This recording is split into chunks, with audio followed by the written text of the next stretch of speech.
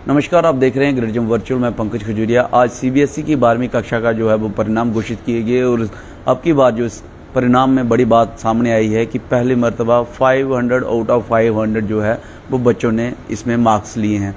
वही मैं बात करूं जम्मू की, तो जम्मू में इस समय मैं सक्षम वर्मा जी के साथ हूं, जिन्होंने जम्मू के अंदर जो है 98.8% मार्क्स लेके जो है अपने परिवार का तो नाम रोशन ही किया, वहीं जम्मू का नाम भी रोशन किया। मेरे साथ सक्षम वर्मा और उनके परिवार के सदस्य, उनके माता पिता हैं। जानने की कोशिश करेंगे कि किस तरीके से सक्षम वर्मा की ये पूरी जर्नी रही, जहाँ पे उन्होंने आज की डेट में इतने मार्क्स लेके जो है अपने परिवार का नाम रोशन किया। सक्षम जी, सबसे पहले आपको और आपके परिवार को ढेर सारी शुभकामनाएं। Thank you so much. सक्षम जी, आज की डेट में 98.8 मार्क्स लेना और टॉप करना कहीं मुश्किल तो नहीं दिखता, लेकिन कहीं ना कहीं चैलेंजेबल तो होगा ही, और एक ऐसा पल भी है कि जहां आपका परिवार जो है वो बड़ा प्राउड फील करता है। मैं ज़रूर जानना चाहूँगा कि आपने ये जो मार्क्स लिए हैं इसमें सबसे ज़्यादा क्रेडिट आप किसको देना चाहेंगे? सबसे पहले तो ऑब्वियसली मेरे पेरेंट्स, जिन्होंने मेरे को हमेशा सपोर्ट किया, एंड मेरा स्कूल जिसकी टीचर्स वगैरह ने, क्योंकि कोविड की वजह से बहुत सारी प्रॉब्लम्स थी, ऑनलाइन क्लासेस थी, तो टीचिंग में कहीं ना कहीं मुश्किल आती थी। तो इधर टीचर्स का सपोर्ट बहुत बड़ा एक फैक्टर प्ले किया, एक बहुत बड़ा रोल प्ले किया कि अगर कोई डाउट हो तो उनको कॉल किया या कुछ, तो उन्होंने भी बहुत हेल्प करी कि बच्चे को सारे कॉन्सेप्ट्स क्लियर हो। तो parents and obviously school. Parents और स्कूल को जो है वो आप क्रेडिट दे रहे हैं। मैं ज़रूर जानना चाहूँगा 98.8 मार्क्स तो आपके आए हैं, लेकिन सबसे ज़्यादा मार्क्स कौन से सब्जेक्ट में है और सबसे कम मार्क्स कौन से सब्जेक्ट में है? मेरे 3 सब्जेक्ट्स में फुल मार्क्स आए हैं, that is 100 on 100, political science, history and physical health education. इसमें मेरे 100 मार्क्स आए हैं। एंड सबसे कम मेरे इंग्लिश में आए हैं 95 मार्क्स। एंड जो बाकी 2 सब्जेक्ट्स है, इकोनॉमिक्स एंड साइकोलॉजी, उसमें मेरे 99 दोनों में 99 मार्क्स आए। अक्सर जो बच्चे 12th में जाते हैं, 11th स्टैंडर्ड में, तो वो या तो मेडिकल की फील्ड में जाना चाहते हैं या इंजीनियरिंग की फील्ड में। खासकर जम्मू के इकोसिस्टम की बात करूं तो आपने आर्ट्स को चूज़ किया, कोई खास वजह थी आर्ट्स चूज़ करने की? जब मैं टेंथ तक मेरा भी था कि मैं साइंस में ही जाऊंगा, पीसीएम लूँगा, बट 10th में एक ऐसा हुआ कि मेरे को हिस्ट्री जो सब्जेक्ट है वो बहुत इंटरेस्टिंग लगा, हिस्ट्री और इकोनॉमिक्स। तो फिर जब मेरा 10th के रिजल्ट है, उसका जो पीरियड था, उसके बाद जो छुट्टियों का पीरियड हो, उसमें मैं यूट्यूब वगैरह पे देखता था जो यूपीएससी आईएएस वगैरह के इंटरव्यूज़ उनके, तो फिर मेरा इंटरेस्ट थोड़ा उस तरफ को चले गया, इसलिए मैंने ह्यूमैनिटीज़ को चूज़ किया। तो आपको लगता है कि आपका डिसीजन बड़ा सही स्ट्रीक साबित हुआ, आज की डेट में आप टॉप कर रहे हैं? जी बिल्कुल। आज अब रिजल्ट देख के तो ऑब्वियसली ऐसा लगता है कि बहुत अच्छा डिसीजन लिया।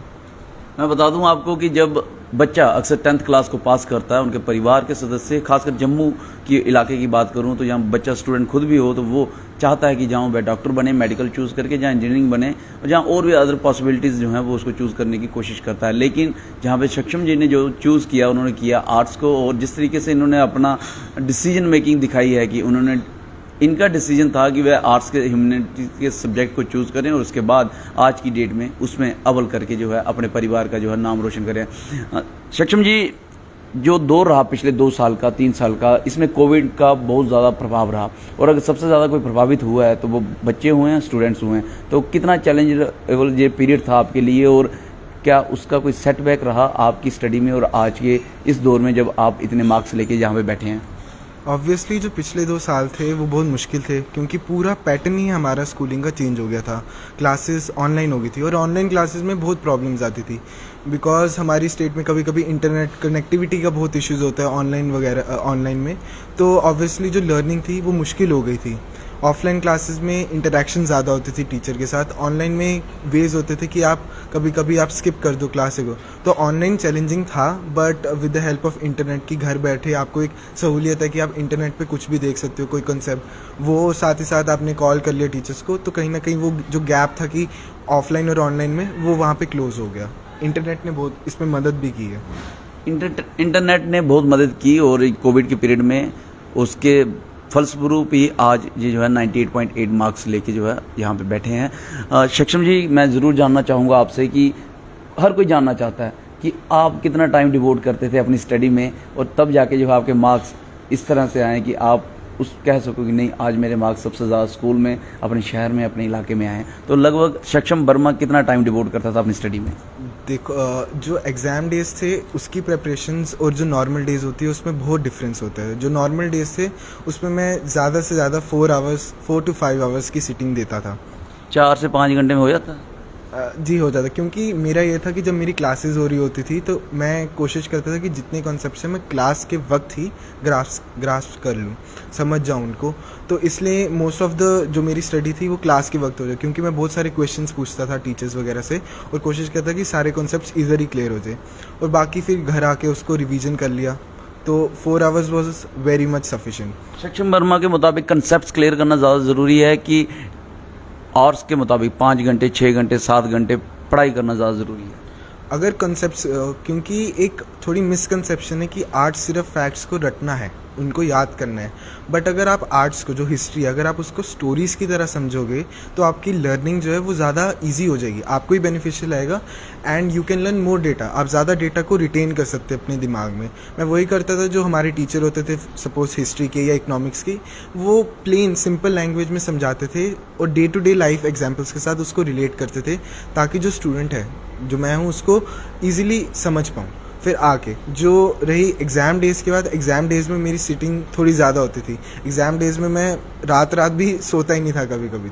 तो एग्ज़ाम डेज़ में ऑब्वियसली जो बच्चा होता है उसको थोड़ी टेंशन भी होती है, तो उसकी वजह से मैं रात कम से कम भी 10 to 12 आवर्स हो जाती थी। तो ऐसा कहना बिल्कुल भी गलत नहीं होगा कि सक्षम वर्मा जो है वो स्ट्रेटेजी के लिए भी कार्य करते हैं। स्ट्रैटेजी बिल्कुल बहुत ज़रूरी है, बिकॉज अगर आप बोर्ड एग्जाम्स में करिए कहीं पे भी, तो strategy plays a very important role. एक बंदे को पता होना चाहिए कि उसने कब क्या करना है और कितना टाइम डिवोट करना है हर चीज़ को, तो ये strategy plays an important role. तो आपको लगता है आपकी स्ट्रेटेजी फिट बैठी?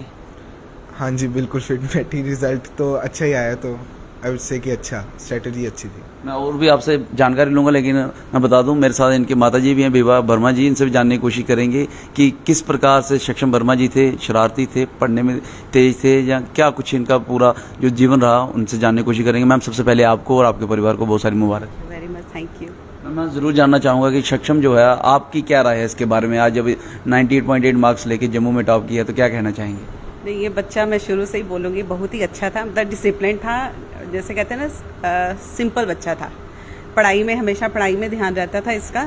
अगर स्कूल में भी, नर्सरीज में भी था ना, तब भी ये बच्चा हमेशा, इसमें लीडरशिप मैं कहूँगी एक क्वालिटी थी कि क्लास उस टाइम पे भी ये बच्चों को ही लीड करता था, सबसे आगे हर चीज़ में यही होता था। लीडरशिप क्वालिटी थी, कहाँ से डेवलप हुई? कब पहली बार आपको लगा नहीं लीडरशिप क्वालिटी है, इसके अंदर लीड करता है? जैसे कोई भी नर्सरीज में कोई प्रोग्राम, जो फैंसी ड्रेस शो हो या कुछ ड्रामाज हो, छोटे मोटे बच्चों के जो चलते रहते हैं, तो हमेशा इसका पहला नंबर यही होता था कि मैं करूँगा पहले। कोई भी बच्चे पीछे हो जाते थे, डरते थे, बच्चों को इनफैक्ट पता भी नहीं होता था उस वक्त कि क्या बोल रहे हैं। जैसे गांधी जी का इसने रोल किया था, तब ये स्टैंडर्ड था, नर्सरी में था, प्री नर्सरी में था, इसने तब उस वक्त गांधी जी का रोल प्ले किया था। उस वक्त बच्चों को पता भी नहीं था गांधी जी कौन है, क्या है, पर इसने हमेशा फर्स्ट स्टेप हमेशा लिया होता था कि मैं करूँगा ये। इसकी ये क्या कहना चाहेंगे आज की इस दौर पे?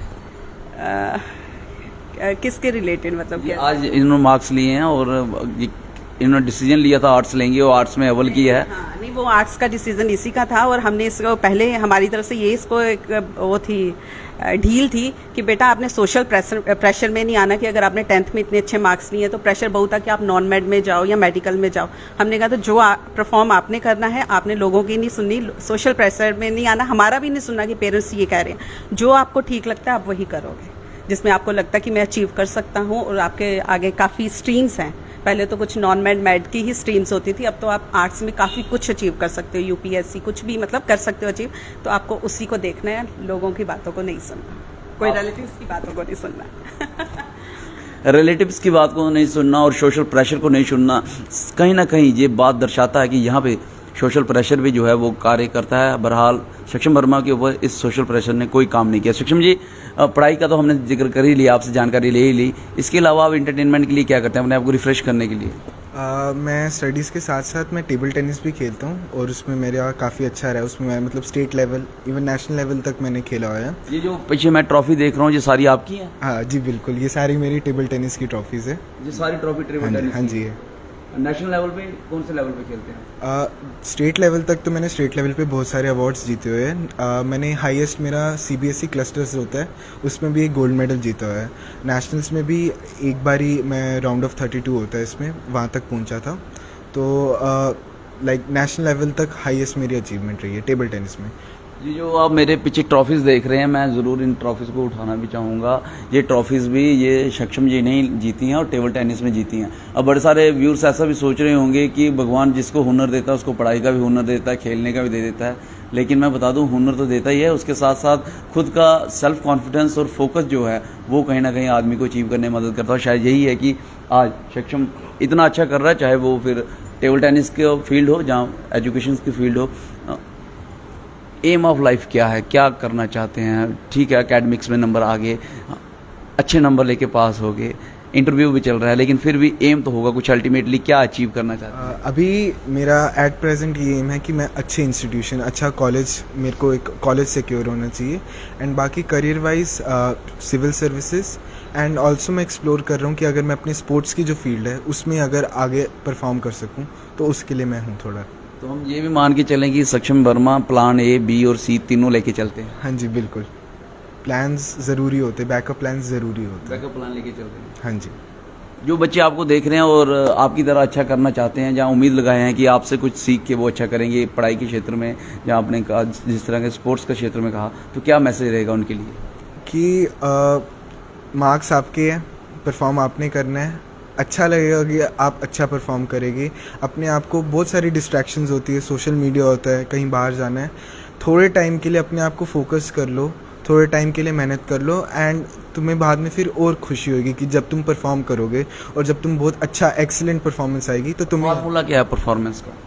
परफॉर्मेंस का ये है कि ऐसा नहीं है कि बिल्कुल एक कमरे में बंद होके पढ़ना बैठ जाओ, मस्ती भी करो, अपना सोशल मीडिया को भी ठीक से बैलेंस करो, कोई ऐसा वे आउट ढूंढो वेंट आउट करने के लिए कि अगर तुम बोर हो गए हो या बहुत थक गए हो पढ़ाई करके तो तुम्हें कहीं रिलैक्स करने के लिए कुछ। मेरे लिए था कि मैं मूवीज़ देख लेता था या सोशल मीडिया चला लेता था। अपना हर इंडिविजुअल का अलग होता है रिलैक्सिंग पॉइंट, वो ढूंढो और फोकस होके डेडिकेटेड हो जाओ कि अगर तुमने इतने मार्क्स लाने हैं तो उस पर बिल्कुल दृढ़, पूरा फर्म डिसीजन लो और उस पर पूरा बैठ जाओ। पूरी तरीके से फोकस हो जाओ और डेडिकेशन के साथ कार्य को करो, शायद तभी आप जो है अव्वल रह सकते हो, और जब आप अव्वल रहोगे तो उसके बाद आपको अच्छा लगेगा, ऐसा सक्षम वर्मा जी कह रहे हैं। मैम, आपसे जानना चाहूँगा, जो पेरेंट्स देख रहे हैं उनके लिए क्या मैसेज देना चाहेंगे आप? मेरा मैसेज तो यही है कि बच्चों को एक तो आप फ्री छोड़ दो। बच्चे, उनको खुद भी प्रेशर होता ही है कि हमने परफॉर्म करना है। बच्चों की फ्री विल को ज़रूर अपने नोटिस में रखें कि बच्चा जो करना चाहता है आप उसी को देखें, सोशल प्रेशर में नहीं है। सबसे बड़ा मैसेज ये, don't come under the social pressure. Social pressure वैसे कोई रोल प्ले करता है? नहीं, बच्चों की हाँ प्रे बहुत करता है सोशल प्रेशर बच्चों को वही होता है कि पीछे से प्रेशर ही होता है कि मुझे, चाहे वो उसका सब्जेक्ट वो नहीं हो, उसके इंटरेस्ट का नहीं हो, फिर भी अंडर सोशल प्रेशर उनको जाना पड़ता कि नहीं, मेरे चाचा या मेरे मामा का ऐसा है तो मुझे भी ये फॉलो करना। इस वजह से सोशल प्रेशर में नहीं आइए। खासकर ये मैसेज उन पेरेंट्स के लिए है जो जिनके बच्चे अच्छा कर रहे हैं, और उन बच्चों के लिए भी है कि जो अच्छा करना चाहते हैं। शायद ये भी एक वजह है कि आज सक्षम वर्मा के जो मार्क्स है वो 98.8% मार्क्स जो हैं आए हैं CBSE में 12वीं कक्षा में। ये मार्क्स कम मार्क्स नहीं है, और लगभग 3 सब्जेक्ट में 100 आउट ऑफ 100 मार्क्स हैं। हालांकि 500 आउट ऑफ 500 मार्क्स भी किसी ने लिए हैं, लेकिन जो फार्मूला है मार्क्स लेने का और अव्वल रहने का वो एक ही है। जिस प्रकार से सक्षम और उनके पेरेंट्स बता रहे थे कि फोकस रहिए, डेडिकेटेड रहिए और सोशल प्रेशर में नहीं आइए। जिस काम को करते हैं उसमें इंटरेस्ट लेके कीजिए और कॉन्फिडेंस के साथ कीजिए। ये एक बेशकीमती जानकारी है जो हम सबको भी अपने जीवन में इसको इम्प्लीमेंट करना चाहिए, चाहे आप अकेडमिया में हो, जहाँ आप स्पोर्ट्स में हो, जहाँ किसी अलग क्षेत्र में हो। कोई भी कार्य करते हैं तो डेडिकेशन और कॉन्फिडेंस जरूरी है।